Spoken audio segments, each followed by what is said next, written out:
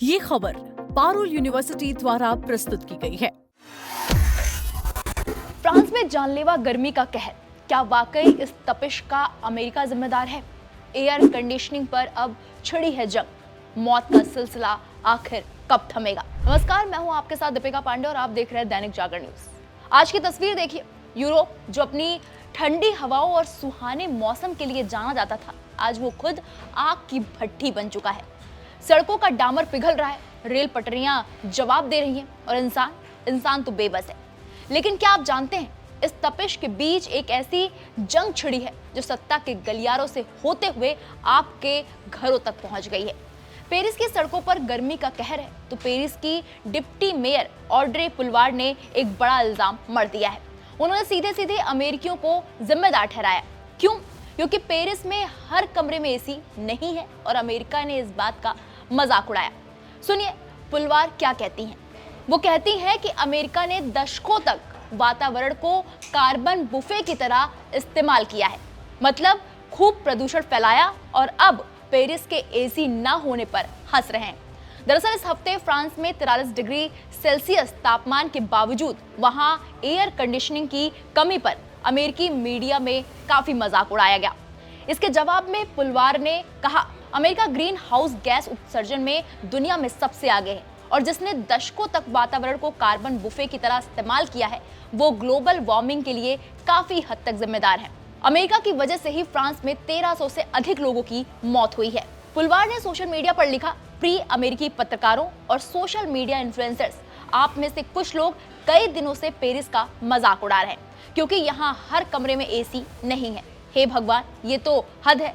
आपके शहर जो 90% एयर कंडीशनड है, इस स्थिति से अछूते नहीं है। इसलिए प्लीज अब बहुत हुआ ज्ञान देना, आप अपना काम करना शुरू करें। इस बयान पर वॉल स्ट्रीट जर्नल ने अमेरिका का बचाव करते हुए पुलवार पर तंज कसा। पेरिस के नेताओं को शायद एयर कंडीशनिंग से सांस्कृतिक ऐतराज हो, लेकिन जैसे जैसे तापमान बढ़ रहा है, यूरोप के वोटर जल्द ही ये तय कर सकते हैं कि ग्रीन होने के दिखावे से बेहतर है ठंडक पाना। एक तरफ मौत का तांडव है तो दूसरी तरफ विचारधाराओं की लड़ाई। लेकिन ये सिर्फ सियासत नहीं है, ये एक साइलेंट किलर है। पिछले कुछ हफ्तों में यूरोप में 1000 से ज्यादा जानें जा चुकी हैं। यह आंकड़ा कोई छोटा मोटा नहीं है। अब सवाल यह है कि अगर अगले 10 साल तक यही आलम रहा तो क्या होगा? WHO की एक डरावनी रिपोर्ट कहती है 2050 तक गर्मी हर साल 1,20,000 से ज्यादा लोगों की जान ले सकती है। ये तपिश अब सिर्फ मौसम नहीं, ये मौत का परवान है। फ्रांस में पारा 43 डिग्री के पार है। वैज्ञानिकों की नींद उड़ी हुई है। जिस यूरोप ने कभी कड़ाके की ठंड देखी थी, आज वहां का घर एक तंदूर में बदल चुका है। अब आपके मन में भी एक सवाल आ रहा होगा, भारत में भी तो 45 डिग्री गर्मी पड़ती है, लेकिन यहाँ तो सड़कें नहीं पिघलती, तो क्या हमारी सड़कें ज्यादा मजबूत है?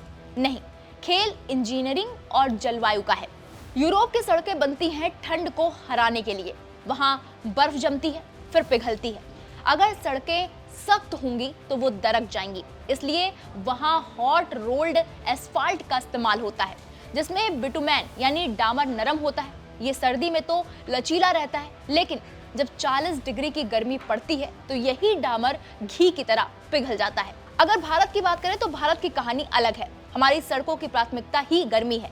हम VG30 और VG40 ग्रेड का बिटुमेन इस्तेमाल करते हैं, जो भीषण धूप में भी अपनी पकड़ नहीं छोड़ता। यानी हमने अपने घर को भट्टी के हिसाब से तैयार किया है और यूरोप अभी तक ठंडे दौर से बाहर नहीं निकल पाया है। तो जनाब, बात सिर्फ सड़कों के पिघलने की नहीं है, बात यह है कि दुनिया कितनी तेजी से बदल रही है। हम मौसम को हल्के में ले रहे थे और मौसम अब हमें ही बता रहा है कि हम उसकी फितरत से खिलवाड़ नहीं कर सकते। यूरोप को तो सबक मिल गया, अब हमें ये सोचना है कि क्या हमारी कंक्रीट का जंगल इस तपिश को झेल पाएगा।